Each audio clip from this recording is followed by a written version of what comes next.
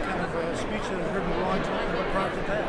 Well, one is set the tax rate. I think there is this misperception among business people, especially because that's what they hear from the Chamber of Representatives, is everything's bad and spending's out of control and taxes go higher, and it's just not supported by the facts. And business people are fact-oriented. They make decisions based on the objective facts, and it's just very distressing to me that they get misled. There are plenty of things that they can be concerned about and need to be improved, but let's at least base it in some kind of reality. At one point, you suggested it's because you are a Democrat, and they didn't criticize Governor Pawlenty for 8 years. Well, I pointed out that we researched the archives. We can't find a single instance of anybody representing the Minnesota Chamber criticizing the previous administration, calling for any kind of reforms, saying that the kind of things are needed that they now claim from the very beginning are necessary now that I'm governor. So, I mean, I think that this discrepancy speaks for itself. Governor, is this a marker now that you're telling the business community you're not backing off the top earners? I'm not going to back off top earners. We need the revenue. I don't know how else we get it, and I believe in it. I believe it's right. I believe it's fair. I understand that people don't like it, but the facts again show that the middle-income families pay significantly higher percentage of their incomes in state and local taxes than the wealthiest 1%. That's not fair.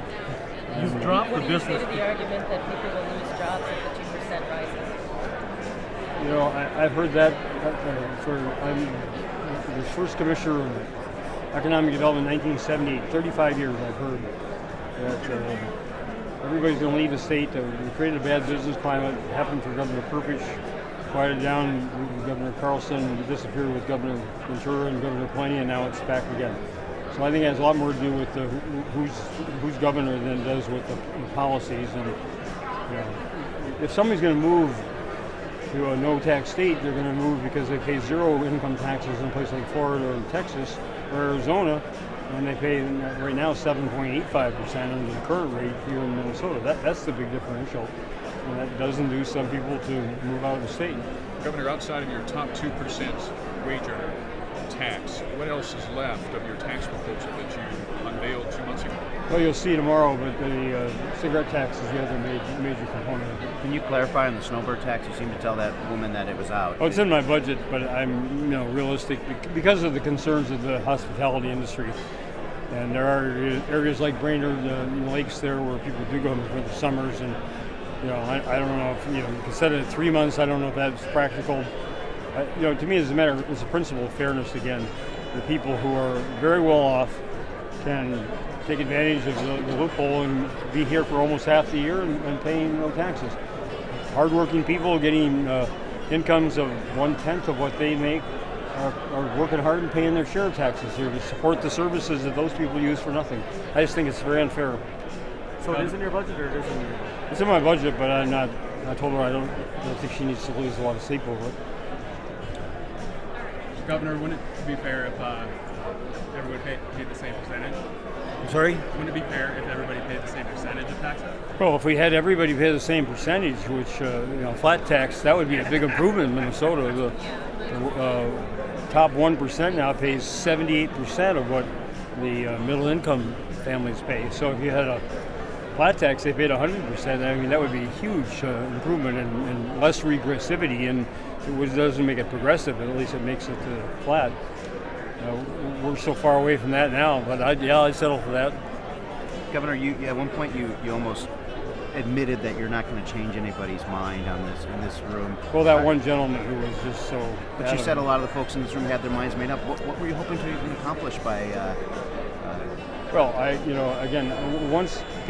learned that once people believe something as an article of faith and believe it and reinforce that in everything that they read and see and do, that it's very, very hard to change somebody's perception, even with the facts.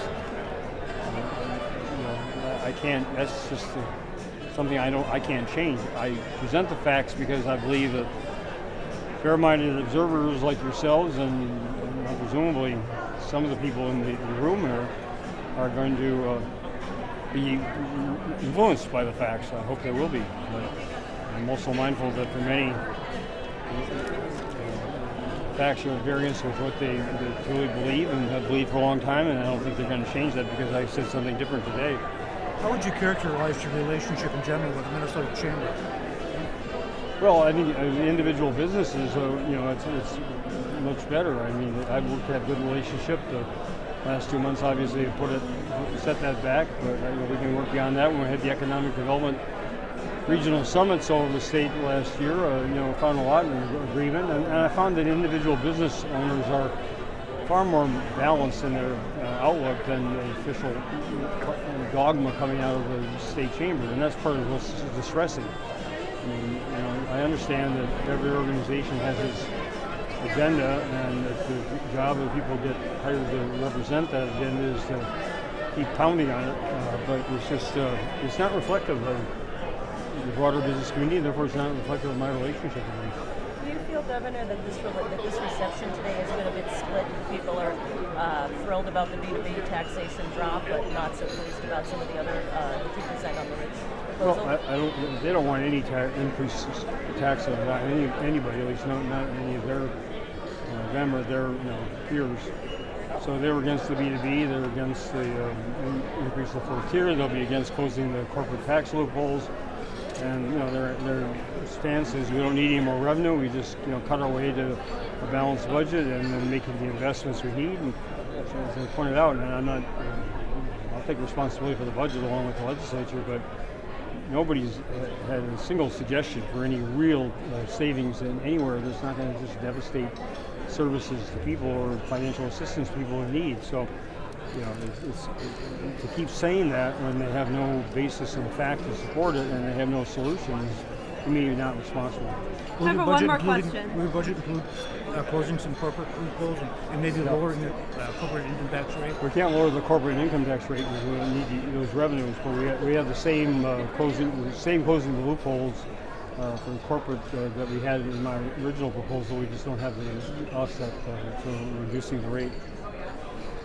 Thank you all. Thank you, Governor. Thank you. Okay.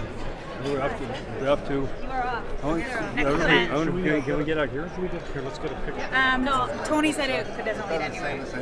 Get a picture of Amanda coming out there. Save us some time right here.